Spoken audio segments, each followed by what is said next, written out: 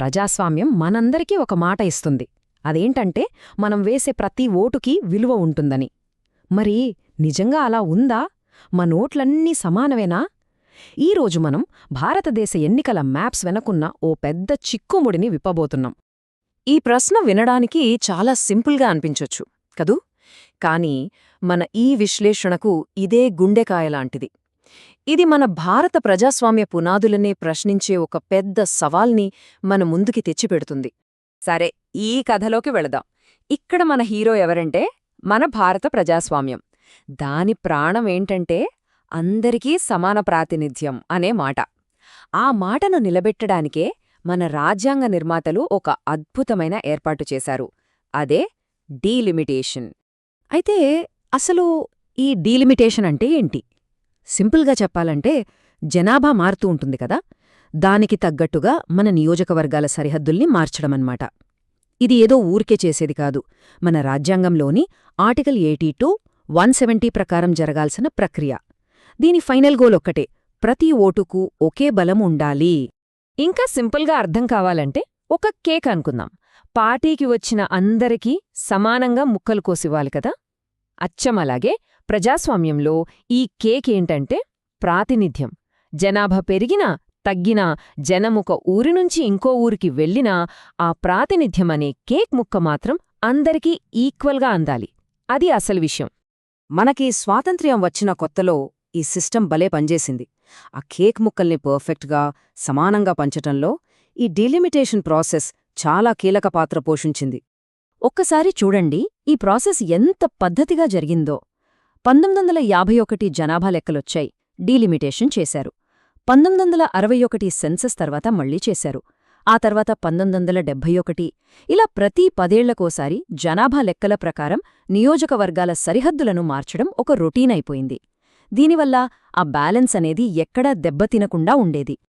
కానీ ఇక్కడే మన కథలో అస్సలు ట్విస్ట్ వచ్చింది. అంతా సవ్యంగా జరుగుతున్న ఈ ప్రక్రియను కావాలనే ఆపేశారు. ఇది దేశాన్ని ఒక పెద్ద డైలెమాలో పడేసింది. అది 1976వ సంవత్సరం. రాజ్యాంగానికి 42వ సవరణ చేశారు. చరిత్ర గతిని మార్చిన సవరణ ఇది. 1971 జనాభా లెక్కలనే ఫైనల్ చేసి ఎన్నికల మ్యాప్స్ని అక్కడికక్కడే ఫ్రీజ్ చేసేశారు.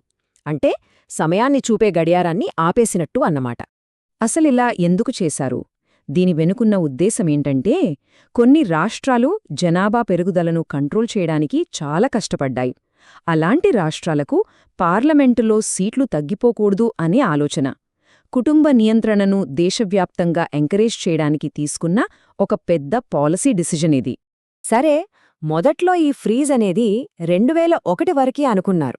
కానీ ఆ టైం వచ్చినప్పుడు ఏం జరిగిందంటే 2001లో మళ్లీ 84వ సవరణ ద్వారా ఈ ఫ్రీజ్ని ఇంకో 25 ఏళ్లు పొడిగించారు.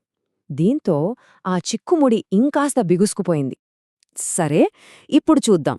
కొన్ని దశాబ్దాలుగా ఆ కేక్ని మళ్లీ సమానంగా కోయకపోవడం వల్ల ఏమైందో, ఈ ఫ్రీజ్ వల్ల అసలు ఎలాంటి ఇబ్బందులొచ్చాయి. ఇక్కడ ఉన్న తేడాను కాస్త జాగ్రత్తగా గమనించండి. ఒకప్పుడు అంటే 1971లో ప్రతి ఎంపీ దాదాపుగా ఒకే సంఖ్యలో జనానికి ప్రాతినిధ్యం వహించేవారు. అది ఆదర్శం. కానీ ఈరోజు రియాలిటీ ఏంటో తెలుసా? ఒక రాష్ట్రంలో ఉన్న ఎంపీ మరో రాష్ట్రంలో ఉన్న ఎంపీ కన్నా రెట్టింపు జనాభాకు ప్రాతినిధ్యం వహించాల్సొస్తోంది.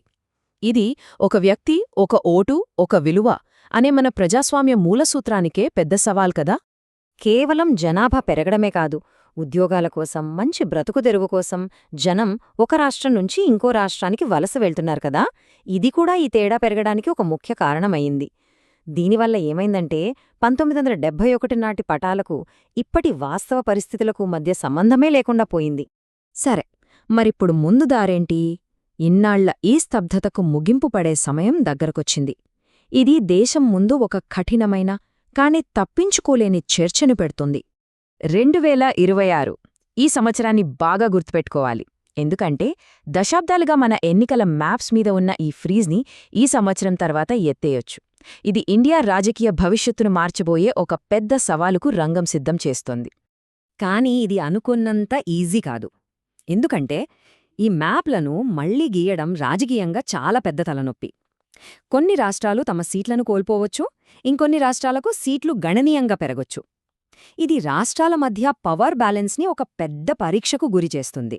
అంటే జనాభా ప్రకారం న్యాయం చేద్దామా లేక రాష్ట్రాల హిస్టారికల్ రిప్రజెంటేషన్ని కాపాడుకుందామా అనే పెద్ద ప్రశ్న మన ముందు నిలుస్తుంది. సరే, ఇప్పటిదాకా మనం చూసిన ఈ కథ మొత్తాన్ని ఒకసారి సింపుల్గా రివైజ్ చేసుకుందాం. ఈ జర్నీలో ఉన్న 3 కీలకమైన స్టేజెస్ ఏంటో క్లియర్గా అర్థం చేసుకుందాం. ఈ టేబుల్ చూస్తే మనకు మొత్తం కథ 3 భాగాలుగా కనిపిస్తుంది. మొదటిది వాగ్దానం. సెన్సస్ ప్రకారం డీలిమిటేషన్ చేస్తూ అందరికీ సమాన ప్రాతినిధ్యం ఇవ్వడం. తర్వాతొచ్చింది సందిగ్ధత. దేశం కోసం ఒక మంచి పాలసీ అనుకొని ఈ ప్రాసెస్ని ఆపేశారు. ఇక చివరిది లెక్కలు తేల్చుకోవడం. ఇప్పుడు మనం చూస్తున్నదిదే. ఓటు విలువలో భారీ తేడాలు, అసమతుల్యత. చివరగా ఇదంతా మనల్ని ఒకే ఒక్క ప్రాథమిక ప్రశ్నకు తీసుకువస్తుంది.